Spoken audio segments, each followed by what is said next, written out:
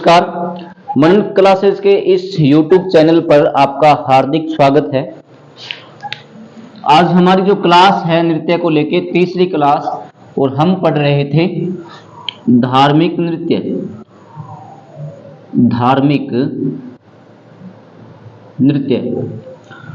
नृत्य में हमने दो नृत्य पढ़े हैं, 13 ताली नृत्य और दूसरा हमने पढ़ा है अग्नि नृत्य।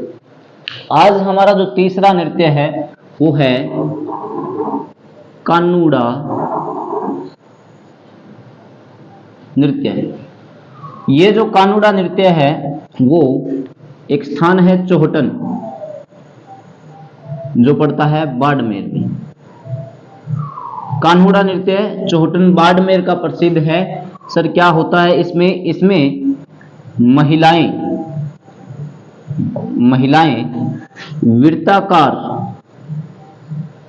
वृत्ताकार घेरे में घूमते हुए नृत्य करती हैं।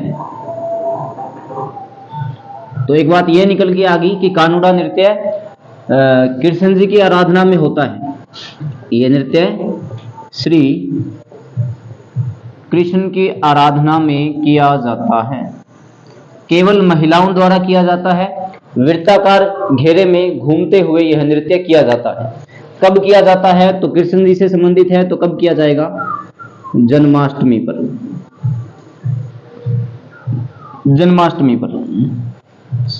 के बात है, सही बोलने की जय। जन्माष्टमी के दिन कान्हुड़ा नृत्य हमने पढ़ लिया। दूसरा जो हमारा नृत्य है वो है तेजा नृत्य। ये छोटे छोटे नृत्य बचे हैं धार्मिक में। तेजा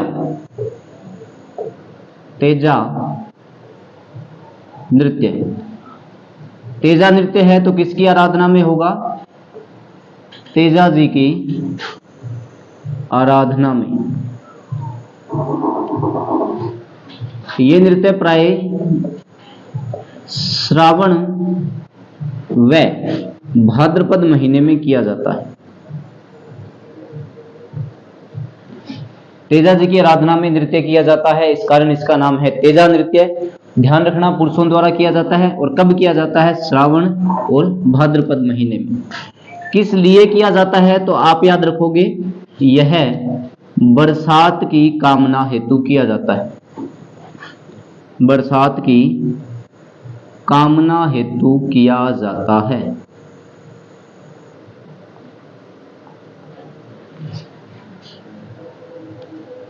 पुरुषों द्वारा यह नृत्य किया जाता है। किस कारण किया जाता है? तो बरसात की कामना हेतु। जब बरसात होगी तो पुरुष क्या लेंगे? छतरी। तो इस कारण यह जो नृत्य है वो पहले ही छतरी लेकर किया जाता है। भक्तों को इतना विश्वास होता है कि हम तेजा जी की आराधना में ये नृत्य करेंगे तो बारिश होगी ही होगी, 100% होगी। इस कारण वो पहले ही छतरी ले लेते हैं और छतरी लेके क्या करते हैं? नृत्य। तो तेजा नृत्य श्रावण और भादव महीने में किया जाता है। तेजा जी की आराधना में किया जाता है, बरसात की कामना हेतु किया जाता है, और हाथों में क्या रखते हैं? छतरी। तीसरा नृत्य जो हमारा है वो है सांकड़ नृत्य। सांकड़ नृत्य। सांकड़ नृत्य कहाँ का प्रसिद्ध है? तो आप लगाओगे चूरू। कहाँ किया जाता है? चूरू। सांकड़ नृत्य किसकी आराधना में होता है सर? तो ये होता है गोगा जी की आराधना में। गोगा जी की आराधना में क्या होता है इस नृत्य में? जो भगत होता है गोगा जी का, वो पहले धुने में जो सांकड़ होती है जंजीर टाइप, उसको गर्म करेगा, और फिर तेजा जी के जो गीत गाए जाते हैं, गोगा जी के जो गीत गाए जाते हैं, उन गीतों पर अपने शरीर पर सांकड़ से वार करते हुए, उस गर्म सलाख या सांकड़ से वार करते हुए कौन सा नृत्य करता है? सांकड़ नृत्य। और इस कारण इस नृत्य का नाम क्या है? सांकड़ नृत्य। तो गोगा जी की आराधना में किया जाता है, और भक्त द्वारा गर्म सांकल से अपने शरीर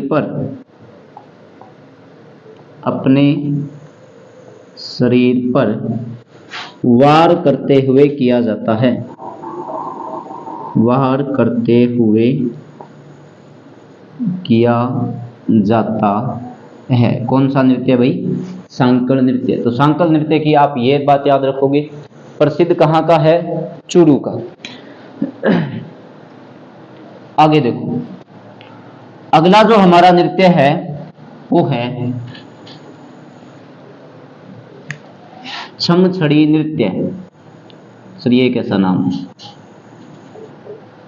छमछड़ी नृत्य, इसे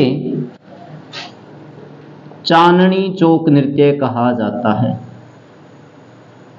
चांदनी चौक नृत्य भी कहा जाता है। ये कहाँ का प्रसिद्ध है? तो ये प्रसिद्ध है मेवाड़ का। कहाँ का प्रसिद्ध है? मेवाड़ का। इस नृत्य में क्या होता है? इस नृत्य में गणेश चतुर्थी के दिन, गणेश चतुर्थी के दिन छोटे बच्चों द्वारा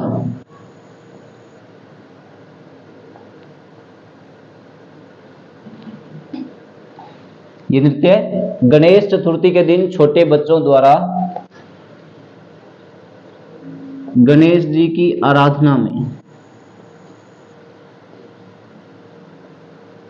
गणेश जी की आराधना में किया जाता है। कहाँ का प्रसिद्ध है? मेवाड़ का। इसका नाम ध्यान रखना, चांदनी चौक, या इसी को बोलते हैं छमछड़ी नृत्य। कब किया जाता है? गणेश चतुर्थी के दिन। और किन के द्वारा किया जाता है? तो छोटे छोटे बच्चों के द्वारा यह नृत्य किया जाता है। अगला देखो,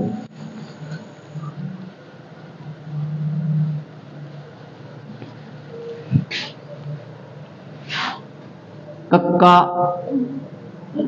नृत्य। कक्का नृत्य, ये जो नृत्य है वो फेमस है, प्रसिद्ध है जैसलमेर का। कहाँ का प्रसिद्ध है? जैसलमेर का। और इसकी सिर्फ एक ही बात ध्यान रखनी है, क्या? कि यह कामदेव की, यह कामदेव की आराधना में किया जाता है। कक्का नृत्य कहाँ का प्रसिद्ध है? तो कक्का नृत्य सर प्रसिद्ध है जैसलमेर का। किसकी आराधना में किया जाता है? तो यह किया जाता है कामदेव की आराधना में। अगला जो हमारा नृत्य है वो है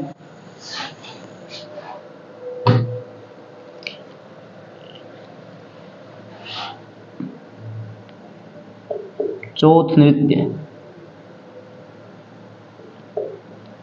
चौथ नृत्य कहाँ का प्रसिद्ध है? तो ये प्रसिद्ध है चौथ का बरवाड़ा, जो कहाँ पड़ता है? सवाई माधोपुर में। सवाई माधोपुर में। किसकी आराधना में किया जाता है? तो यह किया जाता है चौथ माता की, चौथ माता की आराधना में किया जाता है। ठीक है। तीसरी बात इसकी आप ये ध्यान रखोगे कि यह किनके द्वारा किया जाता है? तो यह कंजर जाति की महिलाओं द्वारा। कंजर जाति की महिलाओं द्वारा किया जाता है। चौथ माता की आराधना में ये नृत्य किया जाता है। कहाँ का प्रसिद्ध है? तो आप ध्यान रखोगे कहाँ का प्रसिद्ध है? चौथ का बरवाड़ा, सवाई माधोपुर। अच्छा, कब किया जाता है? तो ये किया जाता है माघ कृष्ण चतुर्थी। माघ कृष्ण चतुर्थी को कौन सा नृत्य किया जाता है? तो आप ध्यान रखोगे कौन सा किया जाता है?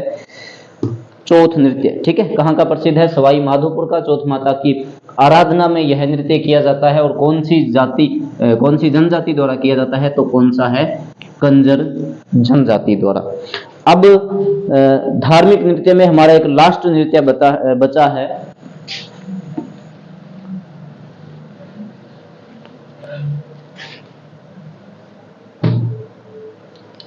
जिसका नाम है घुटकण। घुटकण नृत्य। घुटकण नृत्य कहाँ का प्रसिद्ध है, तो आप ध्यान रखोगे ये कहाँ का प्रसिद्ध है, करौली का। इस घुटकण नृत्य को एक और नाम दिया गया है कड़क दंडावत। तो ध्यान रखना, घुटकण नृत्य या फिर कड़क दंडावत नृत्य जो है वो कहाँ का प्रसिद्ध है, करौली का। और किसकी आराधना में किया जाता है, तो ध्यान रखना केला देवी की आराधना में। केला देवी की आराधना में कौन सा नृत्य किया जाता है, तो कौन सा नृत्य किया जाता है जी, घुटकण नृत्य। ये जो केला देवी है इसका दूसरा नाम जोग माया भी है, तो आप ये भी बात ध्यान में रख लेना कि केला देवी को जोग माया भी कहा जाता है। इस नृत्य के दौरान गीत गाए जाते हैं जिन गीतों का नाम है लांगुड़िया। इस नृत्य के दौरान लांगुड़िया गीत गाए जाते हैं। तो लांगुड़िया अगर गीत गाए जाते हैं तो इसका दूसरा, यूं कह दें कि तीसरा नाम जो इसका हो गया वो कौन सा हो गया, लांगुड़िया नृत्य। तो आपसे पूछ ले कि केला देवी की आराधना में कौन सा नृत्य किया जाता है, लांगुड़िया या घुटकण या कड़क दंडावत नृत्य। अच्छा, इसका नाम घुटकण क्यों पड़ा, क्योंकि ये घुटनों के बल बैठकर किया जाता है। इसका ध्यान रख लेना, प्रसिद्ध कलाकार अगर आपसे कोई पूछ ले, इसका प्रसिद्ध कलाकार जिसका नाम है नारायण सिंह। नारायण सिंह, इनको आप यूट्यूब पर भी देख सकते हो। लगभग 2.5 फीट की इनकी हाइट थी। बहुत ही अच्छे कलाकार हुए हैं लांगुड़िया नृत्य के ये। तो लांगुड़िया नृत्य की आपको ये बातें ध्यान रखनी है। लांगुड़िया नृत्य के दो नाम और है, कड़क दंडावत या फिर घुटकण नृत्य। घुटकण क्यों नाम पड़ा, क्योंकि घुटनों के बल यह नृत्य किया जाता है और इस नृत्य के दौरान गीत गाए जाते हैं लांगुड़िया, इस कारण इसको लांगुड़िया नृत्य कहा जाता है।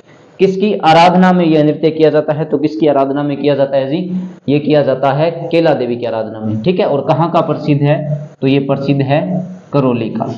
ये अपने हो गए धार्मिक नृत्य। तो धार्मिक नृत्य में हमने कौन कौन से नृत्य पढ़े हैं, धार्मिक नृत्य में हमने 13 ताली नृत्य पढ़ा था। उसके बाद हमने पढ़ा है अग्नि नृत्य, जो किसकी आराधना में होता है, जसनाथ जी की आराधना में। फिर हमने पढ़ा था चौथ नृत्य, जो चौथ माता की आराधना में होता है। जोगणिया नृत्य केला देवी की आराधना में होता है। कानूड़ा नृत्य भगवान श्री कृष्ण की आराधना में होता है। और चांदनी चौक या छमछड़ी नृत्य गणेश जी की आराधना में होता है। एक नृत्य आप और ध्यान में रख लेना, एक नृत्य है थाली नृत्य। थाली नृत्य, थाली नृत्य कहाँ का प्रसिद्ध है जी, ये प्रसिद्ध है मारवाड़ का। मारवाड़ में भी विशेषकर ध्यान रख लेना, ये जोधपुर का प्रसिद्ध है थाली नृत्य। तो किसकी आराधना में होता है सर, यह होता है पाबू जी की आराधना में। पाबू जी की आराधना में।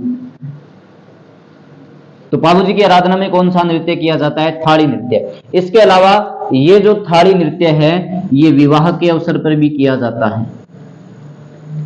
इसके अलावा ये जो थाली नृत्य है यह पुत्र जन्म के अवसर पर भी किया जाता है। हम जानते हैं, हमने देखा भी है कि पुत्र जन्म पे जो थाली बजाई जाती है, जो नृत्य किया जाता है, वो कौन सा नृत्य है जी, वो यही थाली नृत्य है। और विवाह के अवसर पर भी किया जाता है। मारवाड़ में भी तो अभी भी नृत्य होता है। मारवाड़ में अगर खाना बन रहा हो विवाह का, तो उसमें अगर जब तक लापसी ना मिले तो कोई आनंद नहीं आएगा। और विवाह के दौरान अगर महिलाएं थाली बजाकर नहीं डांस करेगी, चाहे फिर डीजे बज रहे हो या ना बज रहे हो, उन्हें कोई फर्क नहीं पड़ता, लेकिन वो एक बार थाली बजाते हुए नृत्य करेंगी। तो थाली नृत्य कहाँ का प्रसिद्ध है, तो आप ध्यान रखोगे मारवाड़ का प्रसिद्ध है, पाबू जी की आराधना में किया जाता है। और इसके अलावा दो फैक्ट याद रखने हैं कि यह विवाह के अवसर पर भी किया जाता है, यह पुत्र जन्म के अवसर पर भी किया जाता है। तो ये अपनी दूसरी इकाई हमने कंप्लीट कर दी, धार्मिक नृत्य। अब जो हम नृत्य पढ़ेंगे वो पढ़ेंगे के बात है जातीय व जनजातीय नृत्य।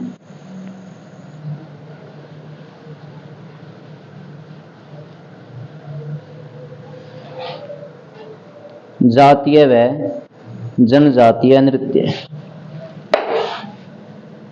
तीसरी हमारी इकाई है जातीय व जनजातीय नृत्य की।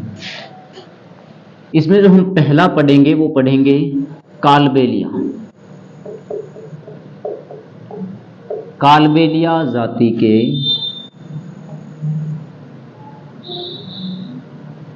नृत्य। कालबेलिया मूल रूप से किस जाति को कहा जाता है? मूल रूप से ये किस जाति को कहा जाता है? तो आप याद रखोगे कालबेलिया जो होते हैं वो किन्हें कहा जाता है? सपेरा। तो सपेरा जाति को ही क्या कहा जाता है जी? कालबेलिया कहा जाता है। और ध्यान रखना, राजस्थान में जो कालबेलिया है वो पाली व अजमेर जिले में सर्वाधिक निवास करती है। देखो जनगणना के हिसाब से इनका कोई आंकड़ा फिक्स तो नहीं है। जैसे भील है तो भील की हमें जनसंख्या लगभग पता है।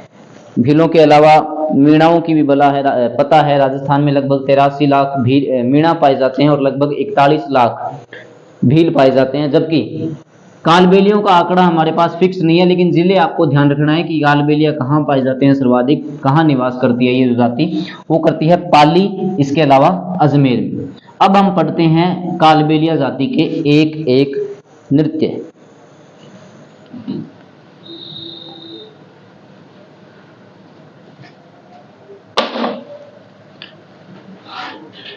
एक, दो, तीन। पहला नृत्य पणिहारी, दूसरा इडोणी और तीसरा बिछुड़ा। ये जो तीन नृत्य है इसके आगे मैं लिख देता हूं, पणिहारी नृत्य, इडोणी नृत्य और बिछुड़ा नृत्य।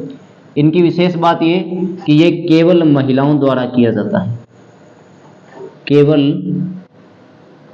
महिलाओं द्वारा किया जाता है। ठीक है, ये जो नृत्य है इसमें अलग से स्पेशल गीत के नाम पर ही ये नृत्य के नाम रखे गए हैं। जैसे पणिहारी जो नृत्य है वो गीत के दौरान किया जाता है, हंस हंस बोलने पणिहारी बाता थारी रह जासी। इडोणी, तुम्हारी 1.25 लाख री लूम गम गई इडूणी। बिछुड़ा, मैं तो मरी होती राज खा गयो बेरी बिछुड़ा। तो ऐसे गीत भी साथ में गाए जाते हैं और नृत्य भी किए जाते हैं। तो ध्यान रखना, इनके 3 नृत्य बड़े फेमस हैं जो केवल महिलाओं द्वारा किए जाते हैं। कौन कौन से हैं? पणिहारी, इंडोणी और बिछुड़ा। चौथे नंबर का जो आप नृत्य याद रखोगे उसका नाम है संक्रिया। संक्रिया नृत्य।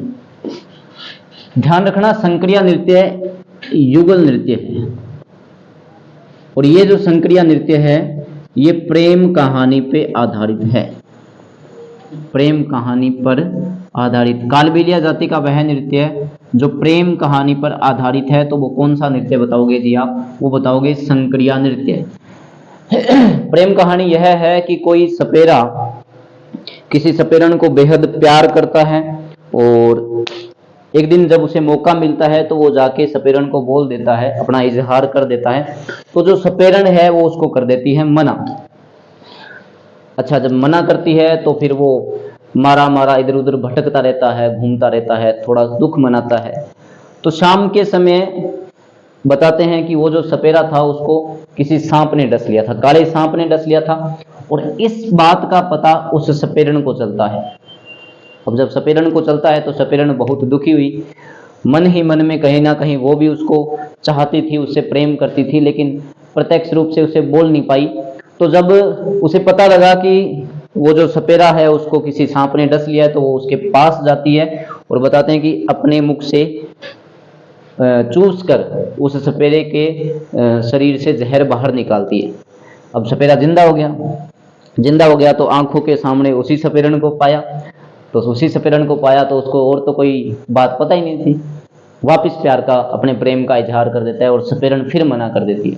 और इस बार बहुत ही तगड़े तरीके से उस सपेरे का दिल टूट जाता है और वो वहीं क्या कर देता है, दम तोड़ देता है। तो इस प्रेम कहानी पे जो आधारित नृत्य है वो कौन सा है जी, वो है संक्रिया नृत्य। तो 4 नृत्य हमने पढ़े हैं, पणिहारी नृत्य, इडोणी नृत्य, बिछुड़ा नृत्य, महिलाओं द्वारा गीत गाते हुए किया जाता है, ठीक है। संक्रिया जो नृत्य है वो प्रेम कहानी पे आधारित है, ये युगल है, ये भी ध्यान रख लेना। इसके बाद का जो नृत्य है वो है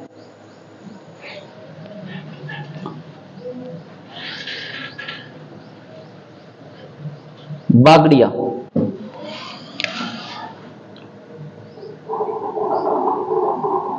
बागड़िया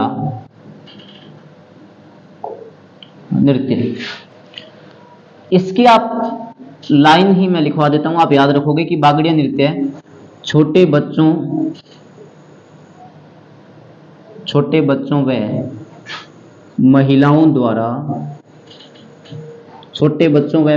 द्वारा अपनी कला का प्रदर्शन कर बदले में पैसों की मांग करते हुए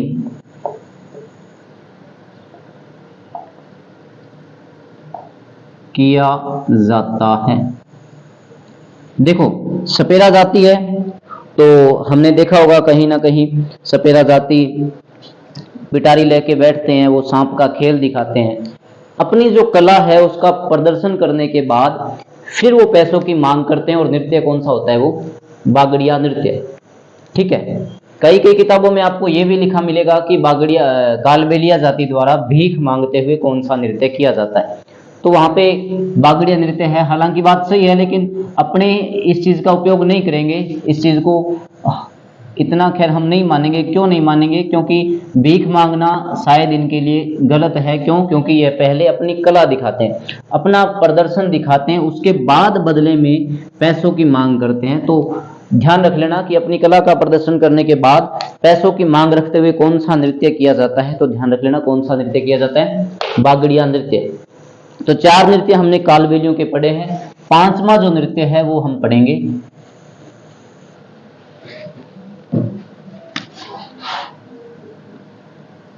कालबेलिया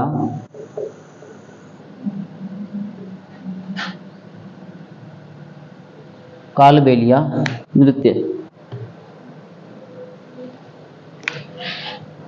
कालबेलिया नृत्य, इस नृत्य के दौरान वाद्य यंत्र ध्यान रख लेना आपको कौन सा बजाया जाता है। तो वाद्य यंत्र बजाया जाता है जिसका नाम है पुंगी, और इसी पुंगी को हम बोलते हैं बीन। इसका नाम कालबेलिया क्यों पड़ा? क्योंकि प्राय ज्यादातर काले रंग के वस्त्रों का उपयोग होता है। तो काले रंग की वेशभूषा पहनकर किया जाता है, इस कारण इस नृत्य का नाम क्या पड़ा है, कालबेलिया नृत्य। मूल रूप से ध्यान रख लेना, मूल रूप से जो था यह नृत्य युगल था, लेकिन वर्तमान में केवल महिलाएं करती हैं। वर्तमान में आप ध्यान रख लेना कि कौन करती है जी, केवल महिलाएं करती है। लेकिन मूल रूप से ये जो नृत्य है वो कौन करते थे, युगल ही करते थे। क्योंकि मूल रूप से इतने मंच की, इतने स्टेज की व्यवस्था नहीं होती थी, तो सड़कों में, रेलवे स्टेशनों पे, भीड़ भाड़ वाली जगहों पे जाके ये नृत्य किया जाता था। लेकिन वर्तमान में अब ये नृत्य यूनेस्को की विश्व धरोहर सूची में शामिल है, तो बड़े स्तर पे किया जाता है, तो केवल महिलाओं द्वारा किया जाता है। कालबेलिया जाति की या कालबेलिया जाति की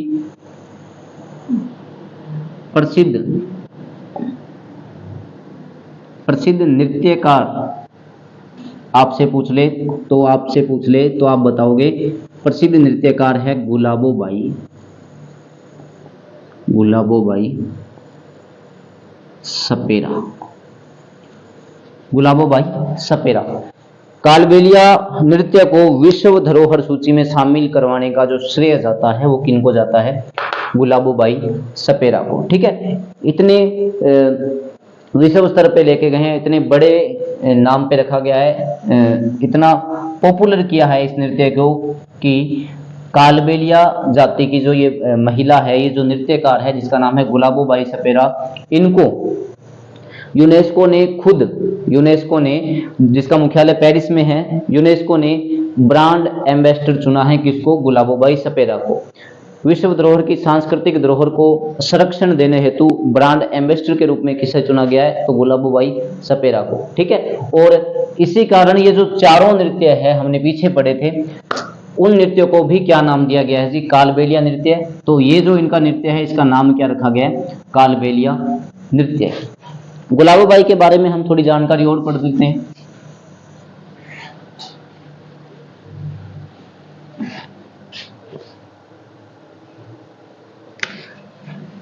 गुलाबो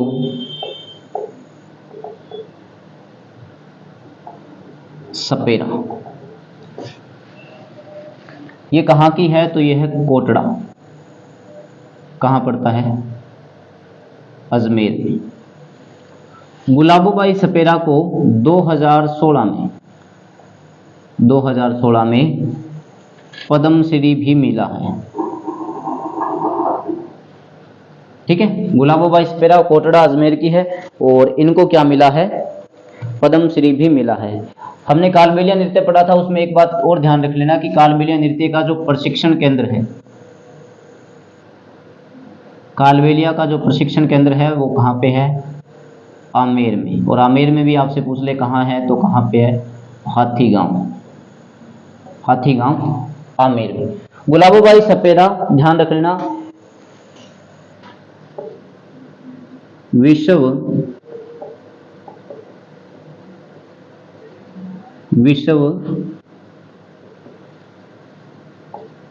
सांस्कृतिक धरोहर के संरक्षण हेतु यूनेस्को द्वारा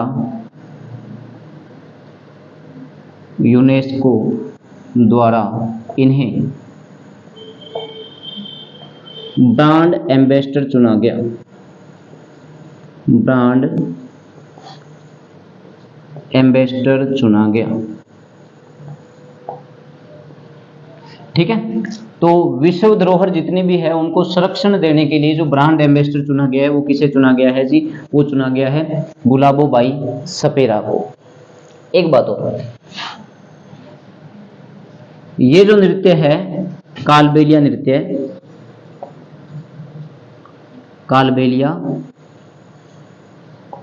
नृत्य, इसे 2010 में विश्व धरोहर सूची में शामिल किया गया। विश्व धरोहर सूची, ये भी आप ध्यान रख लेना कि कौन सी सूची है वो? अमूर्त सूची में शामिल किया गया।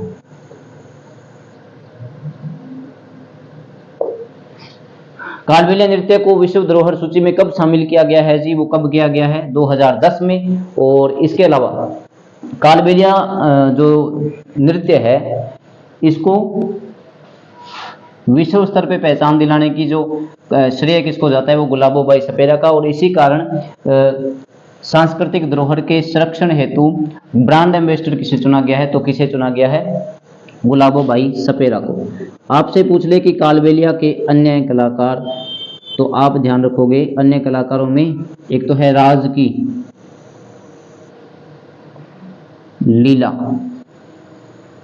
की सपेरा, लीला सपेरा। ठीक है, तो ये ध्यान रखोगे कालबेलिया जनजाति के नृत्य है। हमने पढ़ा था कौन कौन से हैं? पनिहारी, इंडोनी, बिछुड़ा जो गीत गाते हुए किया जाता है। इसके अलावा बागड़िया नृत्य जो अपनी कला का प्रदर्शन करते हुए उसके बाद पैसों की मांग रखते हुए किया जाता है। संकड़िया नृत्य जो युगल रूप से किया जाता है और प्रेम कहानी पे आधारित है। उसके बाद कालबेलिया नृत्य हमने पढ़ लिया था कि कालबेलिया नृत्य है उसका प्रशिक्षण केंद्र कहाँ पे है? तो हाथीगांव आमेर में है। इसके अलावा वाद्य यंत्र कौन सा बजता है? पुंगी या बीन। वर्तमान में महिलाएं करती है, लेकिन मूल रूप से कैसा था जी? ये मूल रूप से था युगल नृत्य। काले रंग की वेशभूषा प्योरिटी पे रखी जाती है। ठीक है, प्रसिद्ध कलाकार गुलाबोबाई सपेरा जो कोटड़ा अजमेर की है और इनको 2016 में क्या मिला है जी? पद्मश्री मिला है। 2010 में कालबेलिया नृत्य को विश्व धरोहर सूची में शामिल किया गया, अमूर्त सूची में शामिल किया गया है। और कालबेलिया जो नृत्यकारा है गुलाबोबाई सपेरा, इनको विश्व सांस्कृतिक धरोहर के संरक्षण हेतु यूनेस्को द्वारा क्या क्या चुना गया है जी? तो चुना गया है ब्रांड एम्बेसडर। तो ये हो गए कालबेलिया जनजाति के नृत्य। आगे के जो नृत्य है वो हम पढ़ेंगे अगली क्लास में। धन्यवाद।